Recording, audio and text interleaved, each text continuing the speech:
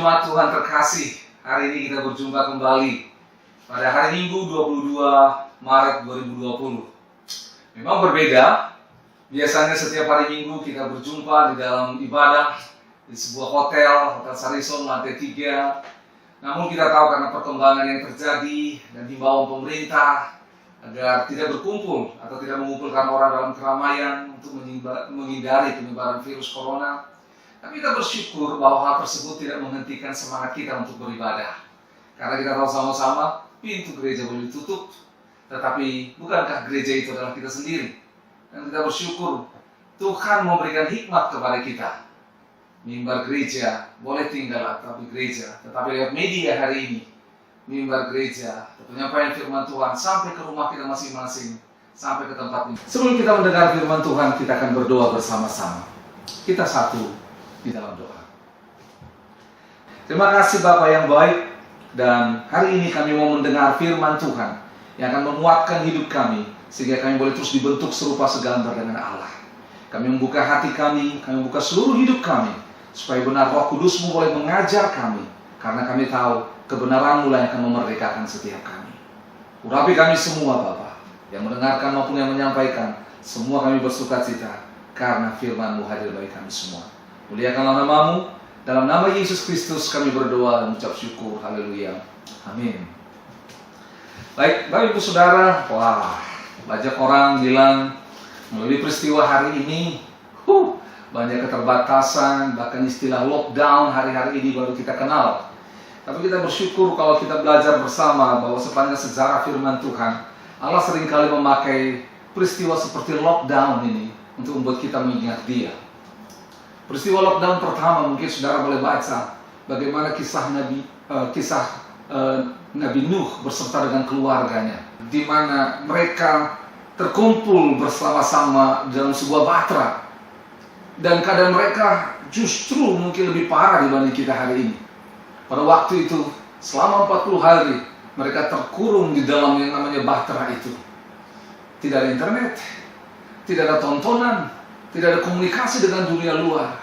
Dan sepanjang hampir 40 hari yang mereka dengarkan adalah suara hujan, suara air, dan suara binatang-binatang yang ada di dalam bahtera itu.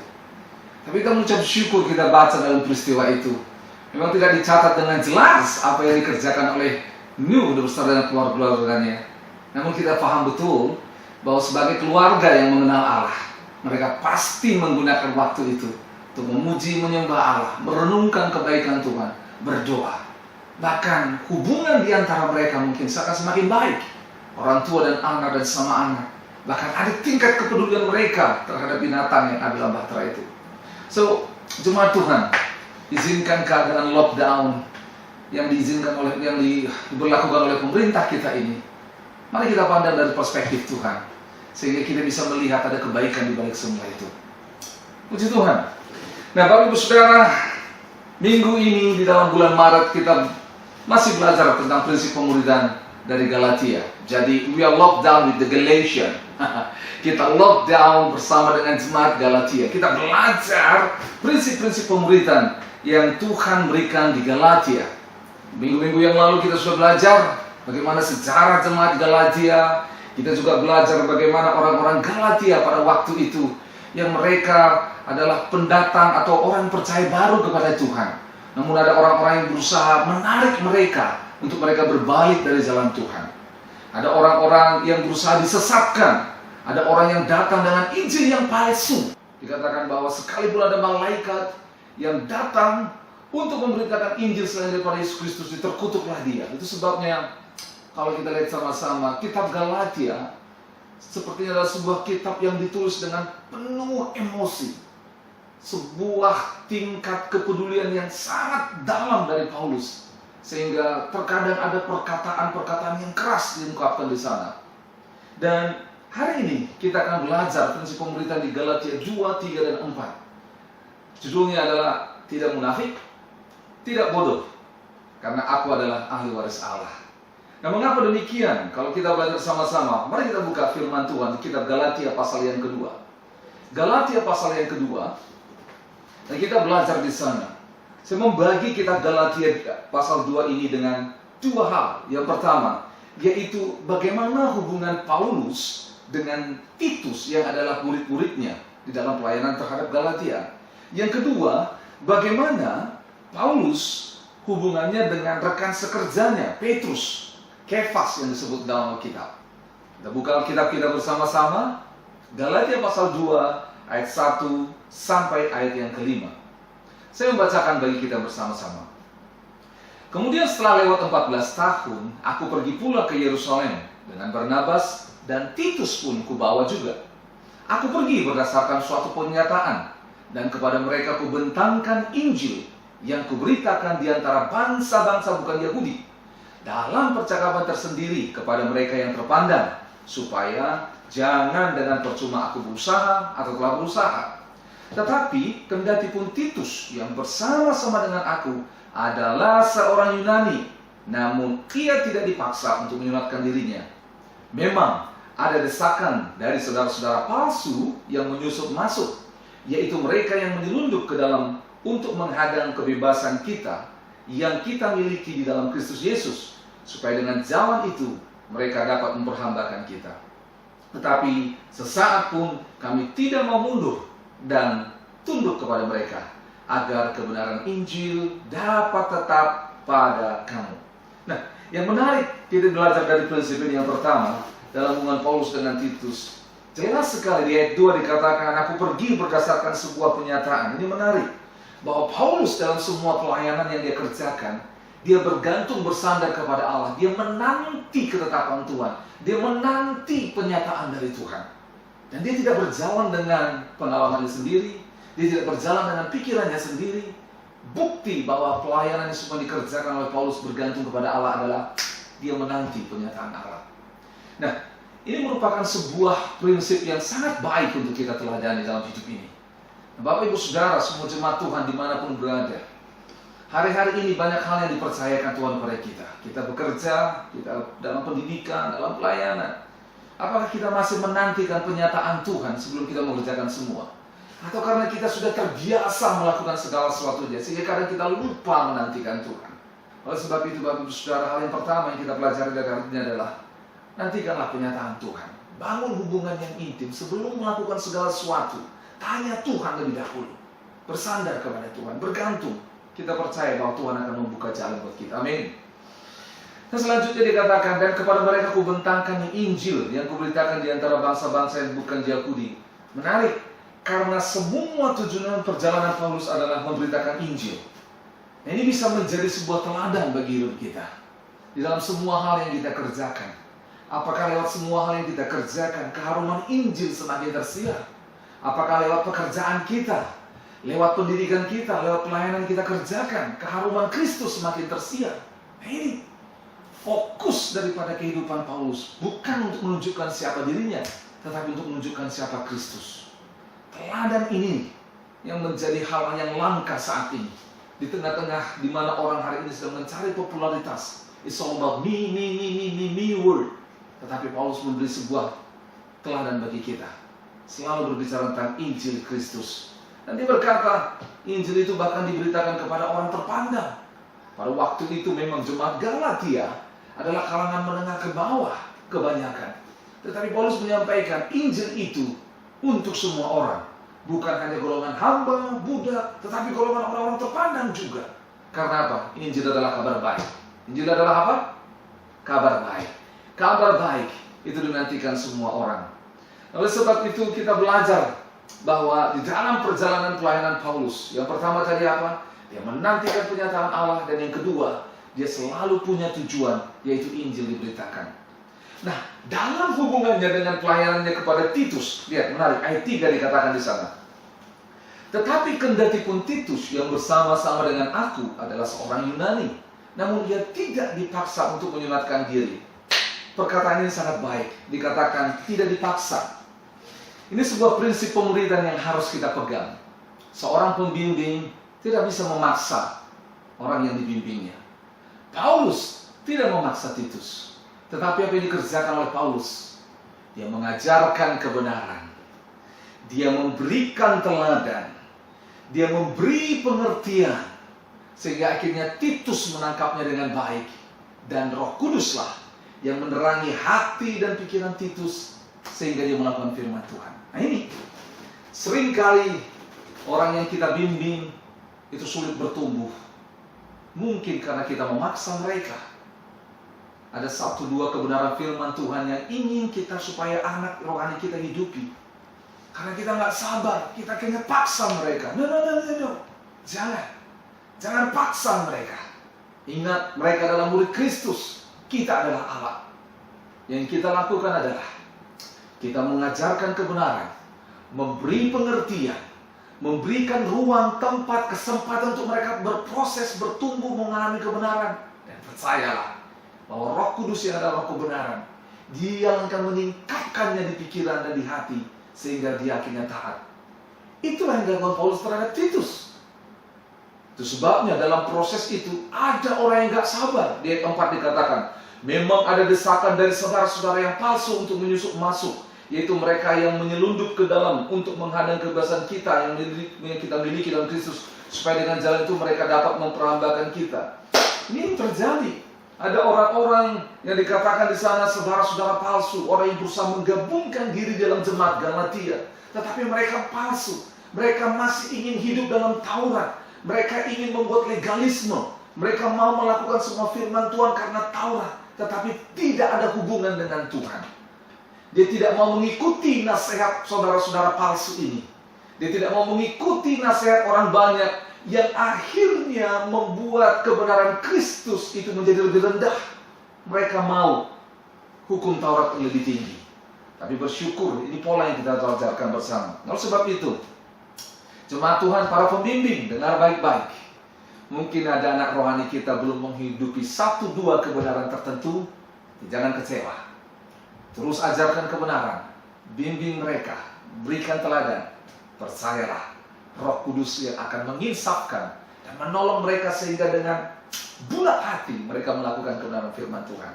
Dan kita berharap jemaat GRI Makassar tidak ada saudara yang palsu. Amin. Tidak ada saudara yang palsu. Kita semua saudara sejati dalam Tuhan yang saling memberi untuk kita boleh saling mendukung satu dengan yang lain. Oleh sebab itu kita berdoa, kalau ada orang-orang yang berusaha membalingkan kita dari Injil, mereka datang dan berkata sebagai saudara, tetapi mereka berseberangan dengan Injil, itu adalah saudara yang palsu.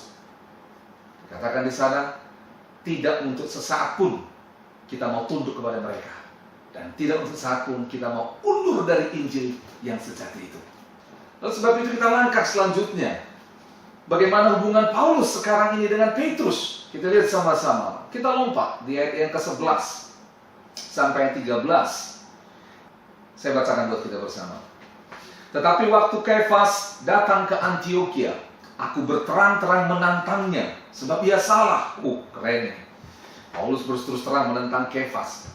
Karena sebelum beberapa orang dari kalangan Yakobus datang, ia makan sehidangan dengan saudara-saudara yang tidak bersunat. Tetapi setelah mereka datang, ia mengundurkan diri dan menjauhi mereka karena takut akan saudara-saudara yang bersunat. Nah, ini menarik. Saudara lihat, kita tahu sama-sama dalam perjalanannya, Kefas, Petrus adalah salah satu rasul yang paling hebat, tanda kutip, paling banyak melakukan mujizat. Dia berjalan di atas air, wow, keren, ya. Bahkan kita tahu sama-sama, dia mendapatkan pewahyuan daripada Allah mengenai siapa Yesus. Keren Petrus ini, keren. Maka setelah kematian dan kebangkitan Yesus, Petrus pernah berkhotbah dan ribuan orang percaya. Wow, Alkitab mencatat ada 3.000 orang. Dan Petrus menjadi rasul, soko guru kepada orang-orang Yahudi. Namun belakangan ada rasul yang lain yang baru muncul, namanya Paulus. Dan dia berkata dia tidak layak digolongkan kepada rasul murid Tuhan Yesus yang lainnya, yang 12 orang itu. Itu sebabnya Paulus menerima panggilan sebagai rasul kepada orang-orang non-Yahudi. Lihat, Paulus yang junior seakan-akan, Petrus yang senior dihubungkan sekerjanya. Tapi jelas di dalam ayat itu dikatakan di sana, Paulus berterus terang menegur Petrus. Wow, ini tidak mudah. Di tengah-tengah gereja, di tengah-tengah hubungan hari-hari ini di mana kita harus menghormati orang yang senior, lebih tua dari kita. Iya benar. tidak mudah menegur orang yang lebih tua, lebih senior daripada kita. Tapi menarik, Paulus melakukan ini bukan karena suka atau tidak suka, tapi Paulus melakukan ini karena kebenaran. Ini prinsip dalam pemuridan. Prinsip dalam pemuridan. Anak-anak PA bisa juga tegur pembimbing. Ya, tapi bukan karena tidak suka, tapi karena kebenaran. Jangan sampai ada kasus nih. Ada satu orang wanita didoakan oleh dua orang pria yang sama. Dan yang mendoakan itu adalah pembimbing dan anak PA-nya. Dan mereka saingan serata. Dalam mereka saingan, saling tegur. Nah, ini sudah beda nih. Nah, kita boleh saling tegur. Karena apa? Karena kebenaran. Oleh sebab itu, dikatakan di sana, kita nggak boleh melakukan ini karena berdasarkan perasaan, tetapi karena kebenaran. Justru Paulus menegur Petrus, sehingga Petrus mengakuinya, dan akhirnya dia hidup dalam kebenaran. Ingat, teguran yang dimaksud adalah supaya orang yang ditegur ini dibimbing dan hidup dalam kebenaran. Kita lihat kasusnya. Lihat ya. Kasusnya adalah Petrus makan sehidangan dengan saudara-saudara yang tidak bersunat. Nah, sementara waktu itu diajarkan supaya mereka hidup dengan saudara-saudara yang berhidup bersunat ini.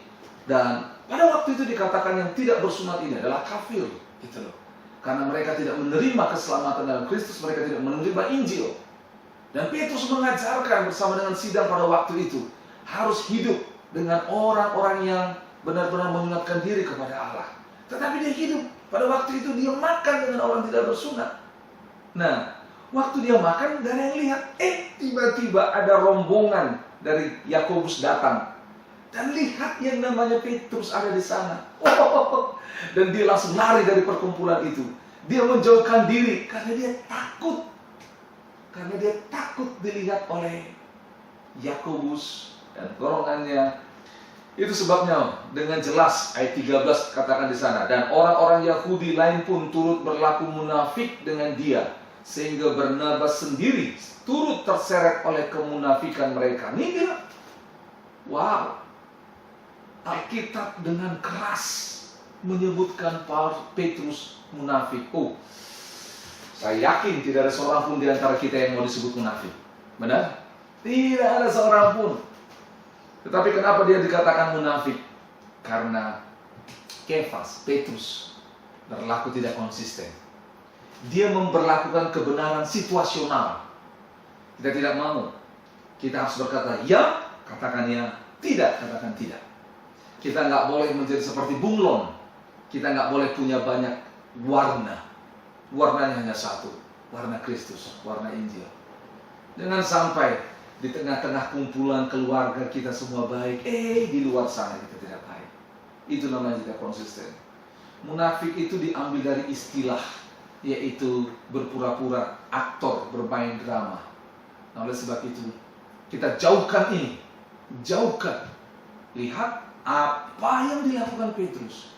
Kemunafikan Petrus itu menyeret orang-orang Yahudi dan bahkan menyeret Barnabas. Hati-hati. Hai para pembimbing, hati-hati. Jangan berlaku munafik. Karena kemunafikan itu menular, bisa merusak orang lain. Kita nggak mau. Kita mau punya iman yang sejati. Kita nggak mau iman kita itu karena dilihat orang. Karena ini karena dilihat orang. Gak ada Yakobus, gak ada orang-orang bersunat sini. Saya sendiri, jadi saya melakukannya. No. Iman kita tidak seperti itu. Oleh sebab itu hari ini, izinkan kebenaran firman Tuhan ini menelanjangi hidup kita. Aku bebas. Aku mau mempraktekkan imanku, iman kepada Kristus sama. Di gereja, di rumah, di kantor, di sekolah, tetap imanku sejati. Bapak Ibu Saudara dengar baik-baik. Kalau peristiwa seperti ini terjadi, ada orang yang menegur kita karena dia mengasihi kita. Mungkin tegurannya keras seperti ini. Mungkin yang menegur kita adalah orang yang lebih muda dari kita. Mungkin lebih tua, lebih muda secara usia, lebih muda secara rohani. Atau mungkin di dalam pekerjaan kita dia adalah bawahan kita. Atau mungkin di rumah mereka adalah anak kita, adik kita. Pertanyaannya, apakah hati kita mau seperti hati Petrus yang menerima teguran sadar sehingga dipulihkan. Ini prinsip yang luar biasa. Oleh sebab itu, mari kita berdoa supaya benar kita mau firman Tuhan ini genapi. Aku tidak munafik. Boleh sama-sama katakan, aku tidak munafik. Sekali lagi sama-sama katakan, aku tidak munafik. Wah, puji Tuhan. Nah, ini adalah prinsip pemuridan yang sangat dalam yang kita pelajari dari kitab Galatia yang kedua. Nah, kita melanjut ke kitab Galatia pasal yang ketiga. Yang pertama tadi, aku tidak munafik. Nah, ini menarik. Kita lanjut yuk ke Galatia pasal yang ketiga. Ini cukup keras. Sekali lagi, kitab Galatia dituliskan dengan penuh emosi karena kasih. Ya. Yang pertama tadi kita lihat bicara soal kemunafikan. Yang kedua, lihat Galatia pasal 3 ayat 1. Kita baca sama-sama di sana. Hai orang-orang Galatia yang bodoh, siapakah yang telah mempesona kamu? Bukankah Yesus Kristus yang disalibkan itu telah dilukiskan dengan terang di depanmu? Wah, ini hal yang kedua dikatakan bodoh. Yang pertama saja, munafik, nggak enak. Yang kedua dikatakan bodoh. Oh Tuhan, saya yakin tidak ada seorang pun di antara kita yang mau disebut bodoh. Mari kita belajar supaya prinsip ini menolong kita sehingga kita tidak bodoh. Yuk kita baca dulu yuk. Tadi ayat 1 sudah, kita akan baca mulai dari ayat 1 tadi sudah. Ayat yang kedua, Galatia 3 ayat 2. Hanya ini yang hendak ku ketahui daripada kamu. Adakah kamu telah menerima roh karena melakukan hukum Taurat atau karena percaya kepada pemberitaan Injil? 3. Adakah kamu sebodoh itu? Kamu telah mulai dengan roh. Maukah kamu sekarang mengakhirinya di dalam daging? Ini pertanyaannya. Saudara dengar baik-baik. Kata bodoh di sini tidak ada hubungannya dengan IQ. Tidak ada hubungannya dengan kepintaran. Ya. Kata bodoh di sini berbicara tentang logika Allah. Kata bodoh di sini berbicara tentang hikmat. Belum tentu orang punya IQ 200 punya hikmat Allah. Dan belum tentu orang yang IQ-nya rendah tidak punya hikmat Allah. Oleh sebab itu, kata bodoh di sini tidak ada hubungannya dengan IQ. Bahkan nih, sehubungan dengan virus corona. Hari ini Urban Dictionary membuat sebuah kata yang baru. Dan kata yang baru ini hari ini mewabah. Ada namanya covidiot. Covidiot. Apa itu covidiot? Covidiot itu dari covidiot ini diambil dari yang pertama covid dan yang kedua idiot. Digabungkan jadi covidiot. Kata baru ini dimunculkan tahun ini dan paling banyak dari bulan Februari sampai bulan Maret ini secara khusus. Urban Dictionary membuat kata covidiot ini yang berasal dari covid dan idiot. Mengapa ini muncul? Nah, covidiot ini adalah kata benda yang dialamatkan kepada orang-orang yang pertama, orang yang bebal, orang yang sukar mengerti dan tidak menanggapi, orang yang acuh tak acuh terhadap arahan dari pihak yang berwenang atau pemerintah dalam menghadapi krisis corona ini, COVID-19 ini. Artinya mereka bebal karena sudah diberi larangan, mereka langgar, bahkan mereka akhirnya membuat penyebaran virus ini menjadi lebih besar. Nah, ini covidiot. Nah, yang kedua, seorang covidiot itu adalah orang yang tidak peduli dengan kesejahteraan orang lain. Akhirnya, karena takut lockdown, ada belanja rame-rame. Wah, dia nggak peduli dengan orang lain. Yang penting uang gua banyak, dia beli semua seperti yang dia mau. Membeli barang sangat banyak, sehingga barang tersebut langka di pasar. Akhirnya harga menjadi melambung. Contohnya masker saat ini susah ditemukan. Orang-orang yang ada di rumah sakit hari ini jadi kesulitan dapat masker. Wah, alkohol sulit ditemukan hari ini. Orang-orang yang sedang sekolah buat penelitian yang membutuhkan alkohol jadi sulit hari ini. Kalaupun ada, harganya mahal. Golongan inilah yang disebut covidiot. Nah, kita kembali kepada Galatia. Mereka menjadi bodoh. Menjadi bodoh. Kita bongkar yuk. Kenapa mereka disebut bodoh? Kenapa orang Galatia menjadi bodoh? Pertama dikatakan di sana ayat yang pertama, siapa yang telah mempesona kamu? Nih, siapa yang memikat hatimu? Waktu mereka pertama kali percaya kepada Kristus, Kristus adalah yang mempesona hati mereka. Tetapi hari ini ada yang lain yang mempesona hati mereka. Hati-hati, Bapak Ibu Saudara. Kalau ada sesuatu yang mempesona hati kita melebihi daripada Tuhan, kita bisa menjadi orang yang bodoh. Hati-hati, hati-hati. Dikatakan di sana, bukankah Yesus Kristus yang disalibkan itu telah dilukiskan dengan terang di depanmu? Yesus yang ada di atas kayu salib, Injil tidak bisa lepas dari salib. Itulah yang harusnya mempesona hati kita. Tetapi pada waktu itu mereka seakan-akan menambahkan sesuatu yang melebihi daripada Injil, melebihi daripada salib Yesus, melebihi dari pengorbanan Yesus.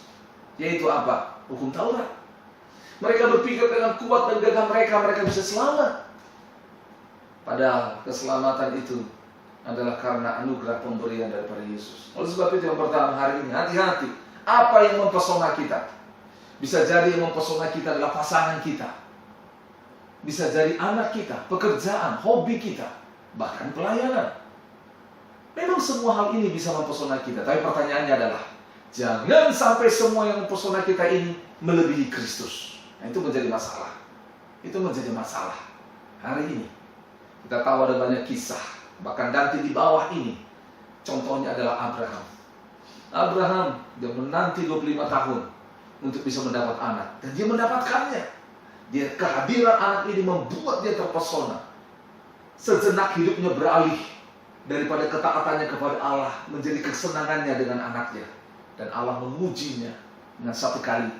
Allah meminta supaya Abraham mempersembahkan anaknya Ishak yang dia kasihi. Pada akhirnya Abraham menang, dia sadar yang mempesona hatinya bukanlah Ishak tetapi Allah. Bapak Ibu Saudara, akan ada banyak hal yang berusaha mempesona hati kita. Dunia ini, daging ini, semua yang berbicara tentang popularitas, semua hal bicara tentang hal yang enak, itu bisa mempesona hati kita. Tapi hati-hati, jangan sampai semua yang mempesona kita membuat kita melupakan Kristus, membuat kita melupakan Injil, membuat kita melupakan salib Kristus. Kalau tidak, kita akan masuk dari golongan orang-orang yang bodoh. Yang kedua, kenapa mereka menjadi bodoh? Dikatakan dengan jelas, karena di ayat 3, kamu telah memulai dengan roh, maukah kamu sekarang mengakhirinya di dalam daging? Orang-orang ini memulai dengan roh dan mengakhirinya dengan daging. Kita tahu ikut Tuhan itu sebuah proses yang panjang. Banyak orang tidak sabar dan berhenti di tengah jalan. Mulai dengan roh dan jatuh, berakhir dengan daging. Akan menjadi bodoh, sebuah kebodohan. Memulai dengan Allah dan mengakhirinya dengan dunia ini.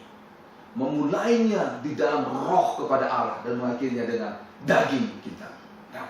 Tapi kita mau menjadi orang yang setia, memulai dengan Allah dan mengakhirinya dengan Allah sampai kepada Allah. Ya, katakan sama-sama, memulai dengan Allah dan mengakhirinya bersama dengan Allah. Kita nggak mau menjadi orang yang bodoh seperti yang dikatakan oleh firman Tuhan ini. Dan bersyukur sekali lagi Abraham menjadi contoh. Dia memulai dengan iman kepada Allah dan dia tidak mau mengakhirinya dengan kedagingannya. Dia tidak mau mengakhirinya.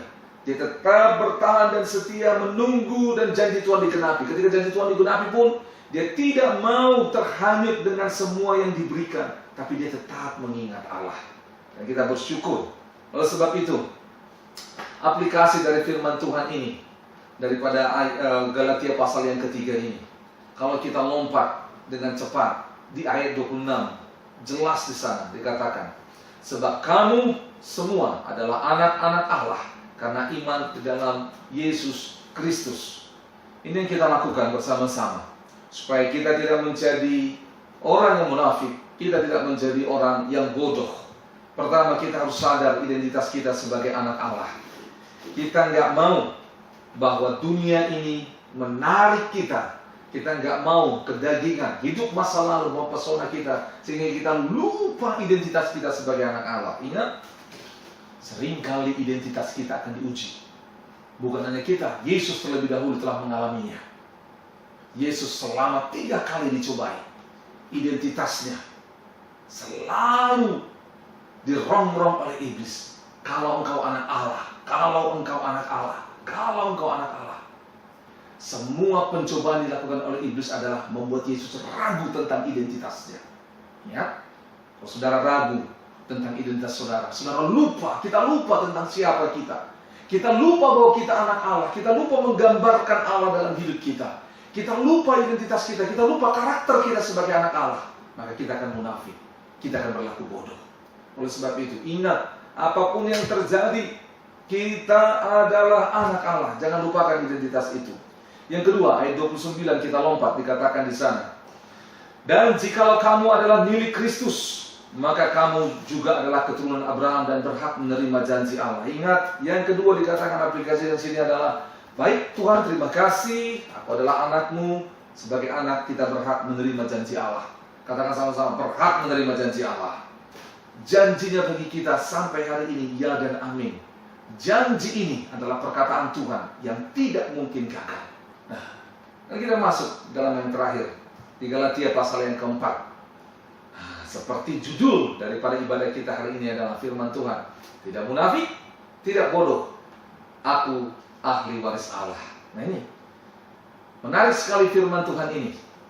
Sebagai ahli waris, dia kikis kita lebih dahulu. Dikikis kemunafikan kita, dikikis kebodohan kita, supaya kita menjadi ahli waris yang tepat di hadapan Tuhan. Yuk kita baca sama-sama. Buka Alkitab kita kembali. Galatia pasal 4 ayat yang pertama. Lihat di sana. Ya. Yang dimaksud ialah selama seorang ahli waris belum akil balik, sedikit pun ia tidak berbeda dengan seorang hamba. Sungguh pun ia adalah tuan dari segala sesuatu. Tadi di prinsip terakhir yang kita belajar dari kitab Galatia pasal 3 adalah kita bicara soal anak. Anak menjadi ahli waris. Tapi dengar baik-baik. Ahli waris di sana harus akil balik. Apa itu akil balik? Akil balik artinya dewasa. Nah, dewasa. Katakan sama-sama, dewasa.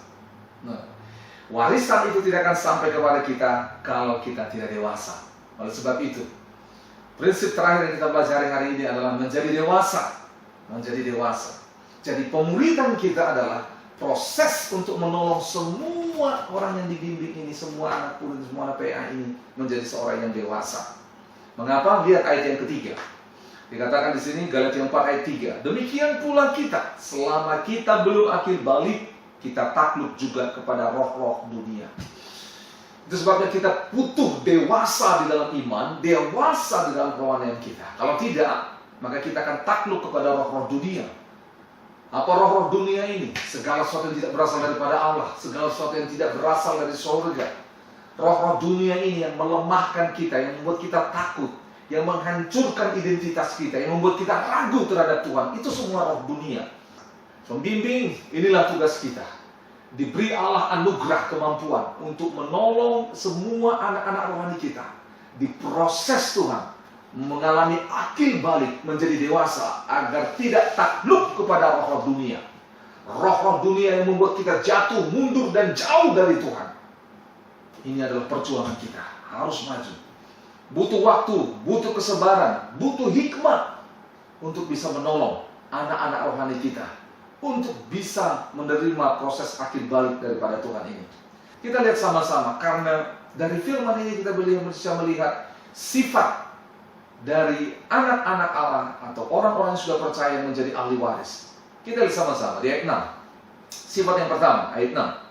Dan karena kamu adalah anak, maka Allah telah menyuruh roh anaknya ke dalam hati kita yang berseru, ya Aba, ya Bapa. Ini yang pertama, sifat dari anak yang sudah akil balik dan menjadi ahli waris, yaitu dia memiliki hubungan yang spesial dengan Allah. Dikatakan dia memanggil Allah dengan sebutan ya Aba, ya Bapa. Panggilan yang sangat intim. Saya stop dulu sebentar. Pada waktu lalu saya pernah mendengar seorang hamba Tuhan berkhotbah dan menjelaskan tentang ya Aba, ya Bapa. Dia mengerti hal ini sampai satu kali ketika dia pergi ke Israel. Sewaktu dia ada di Israel, dia sedang berenang. Sewaktu dia berenang, di dalam kolam renang itu banyak keluarga. Ada suami, istri beserta dengan anak dan keluarga-keluarga yang lain. Dan di sana dia mengerti perkataan ya Aba, ya Bapa. Yang buat dia mengerti seperti ini. Jadi waktu di kolam renang itu ada seorang suami, seorang istri, mereka sedang berbicara dan anaknya berenang. Nah, sewaktu anaknya berenang, dia butuh sesuatu dari ayahnya. Waktu dia panggil ayahnya dengan berbagai macam sebutan, ayahnya masih tak bicara sama istrinya. Tapi ketika anak itu berkata, Aba, dan tiba-tiba ayahnya menghentikan pembicaraan itu dengan istrinya, dan dia berbalik kepada anaknya dan berkata, apa yang bisa saya bantu? Menarik. Hamba Tuhan ini menjelaskan, ketika seseorang memanggil ayahnya dengan sebutan Aba, itu adalah perkataan yang intim, yang mengena kepada hati, panggilan yang spesial, yang membuat Bapa itu bertindak. Menarik. Sebagai ahli waris, sebagai anak Allah, identitas kita diberikan karunia untuk memanggil Allah itu dengan sebutan ya Aba, ya Bapa. Kita tahu dia Bapa yang tidak sama seperti Bapa kita di dunia ini. Mari kita lihat yang kedua yang dikatakan di sana, ayat yang ke-8 ayat 9. Dahulu ketika kamu tidak mengenal Allah, kamu memperhambakan diri kepada Allah-Allah yang pada hakikatnya bukan Allah. Tapi sekarang sudah kamu mengenal Allah, atau lebih baik sudah kamu dikenal Allah. Bagaimanakah kamu berbalik kepada roh dunia yang lemah dan miskin dan mulai memperhambakan diri lagi kepadanya. Ingat, sifat ahli waris anak yang dewasa itu, yang pertama memiliki keintiman dengan Allah, memanggil Allah dengan sebutan ya Aba, ya Bapa, menjadi serupa dengan Allah. Yang kedua, tidak mau diperhamba oleh dunia, tidak mau diperhamba oleh roh dunia yang lemah, tidak mau diperhamba oleh roh dunia yang miskin. Tapi yang menarik, salah satu dari ayat 8, ayat 9 tadi dikatakan di sana, tetapi sekarang sudah kamu mengenal Allah, atau lebih baik sesudah kamu dikenal Allah. Ini pernyataan yang sangat spesial.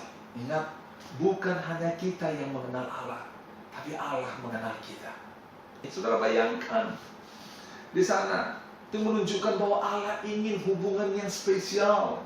Yohanes 15 dikatakan, bukan kamu yang memilih aku, tapi Allah yang memilih.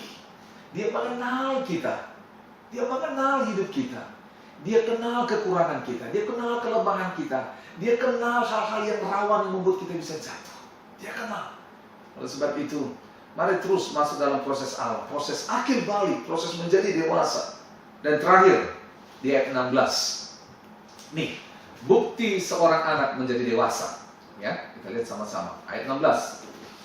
Galatia 4 ayat 16. Apakah dengan mengatakan kebenaran kepadamu, aku telah menjadi musuhmu? Ini menarik. Sifat seorang yang sudah dewasa dan siap menjadi ahli waris adalah dia siap untuk menerima kebenaran, siap untuk menerima teguran, siap untuk menerima nasihat. Sama seperti Petrus tadi di awal, dia siap menerima nasihat, dia siap menerima teguran, bahkan di hadapan banyak orang. Di sini dikatakan, apakah dengan mengatakan kebenaran kepadamu, aku telah menjadi musuhmu? Pembimbing dengan anak PA, dan sebaliknya anak PA dengan pembimbing. Ketika kebenaran disampaikan, mungkin kita tidak suka, mungkin itu membongkar kehidupan kita, membongkar tabiat masa lalu kita, dan kita tidak suka. Tetapi hari ini firman Tuhan berkata, apakah mereka menjadi musuh kita? Tidak. Justru seharusnya kita bersyukur. Ada orang yang menegur kita. Dia menegur bukan untuk membuang, menjauhkan kita, tetapi untuk membuat hidup kita lebih baik. Oleh sebab itu, kalau ada orang yang menegur kita, jangan buat orang itu menjadi musuh kita. Kalau ada orang yang berbeda dengan kita, jangan perbedaan itu membuat kita menjadi permusuhan. Tetapi terimalah teguran itu, karena teguran yang nyata-nyata itu akan memulihkan, memerdekakan kita. Jemaat Tuhan terkasih, puji Tuhan, firman Tuhan hari ini kita sudah dengar dengan jelas, tidak munafik, tidak bodoh, tetapi aku mau menjadi ahli waris Allah. Sebelum kita menjadi ahli waris, Tuhan mengikis semua kemunafikan kita. Tuhan mengikis semua kebodohan kita, supaya kita menjadi ahli waris yang tepat. Dan kita bisa menunjukkan kepada dunia bahwa aku sebagai anak Allah, sebagai ahli waris Allah, yang menerima janji-janji Allah, dan kita bisa memancarkan Kristus kepada banyak orang. Oleh sebab itu, berharap pelajaran prinsip-prinsip pemuridan dari jemaat Galatia ini menolong kita semua umat Tuhan menjadi ahli waris Allah, orang-orang yang sudah akil balik, dewasa, yang tidak takluk pada roh dunia. Bahkan kita bersama dengan Allah mengalahkan roh dunia ini. Biarlah kiranya firman Tuhan ini menolong kita semua. Tuhan Yesus berkati, dan kita berdoa bersama-sama. Bapa di sorga, kami bersyukur untuk firman-Mu. Tolonglah kami menjadi pelaku firman Tuhan. Roh Kudus, terangilah hati pikiran kami. Kami berdoa, bila roh jahat, prinsip dunia ini membuat kami menjadi bodoh, membuat kami menjadi munafik. Tuhan, kami berdoa, buanglah semua sifat itu dari hidup kami. Tolonglah kami Tuhan, terangi hati, terangi pikiran kami. Terangi kami Tuhan. Engkau Allah yang Maha Tahu. Di dalam nama Yesus, Kau tahu isi hati, isi pikiran kami. Engkau mengenal kami ya Tuhan. Di dalam nama Yesus, tolonglah kami untuk masuk dalam proses untuk menjadi ahli waris Allah. Orang-orang yang mengalami akhir balik, sudah dewasa. Tolonglah kami menjadi orang-orang yang tidak takluk kepada roh dunia ini. Tolonglah kami Tuhan. Tolonglah kami menjadi orang yang intim bergaul dengan Engkau, yang manggil Kau sebutan ya Aba, ya Bapa. Tolonglah kami Tuhan. Kami berdoa supaya hati ini bisa menerima teguran yang nyata-nyata. Tolonglah kami ya Tuhan. Terima kasih, kami percaya di dalam Tuhan proses hidup kami menjadi indah. Mungkin itu awalnya sakit, tapi kami tahu pada akhirnya itu akan menjadi sebuah kebanggaan karena kami dibentuk itu. Terima kasih Tuhan untuk firman-Mu. Pujilah nama-Mu. Dalam nama Tuhan Yesus Kristus kami berdoa, kami bersyukur, kami siap menjadi pelaku firman Tuhan. Amin. Firman Tuhan hari ini kiranya menolong kita bersama-sama. Apapun keadaan di luar sana, lockdown di rumah, tetapi hidup kita selalu terus terarah kepada Tuhan. Jangan lupa ambil waktu untuk terus berdoa, menjaga kesehatan, menularkan iman kepada orang lain bahwa hal ini pasti berlalu, badai pasti berlalu. Sama seperti Nuh, di akhir daripada kejadian itu mereka lihat pelangi itu muncul di atas. Percaya bersama dengan Tuhan, di akhir dari virus yang mewabah kita akan lihat pelangi muncul, ada harapan. So tetap semangat, tetap percaya pada Tuhan, jaga kesehatan. Tuhan Yesus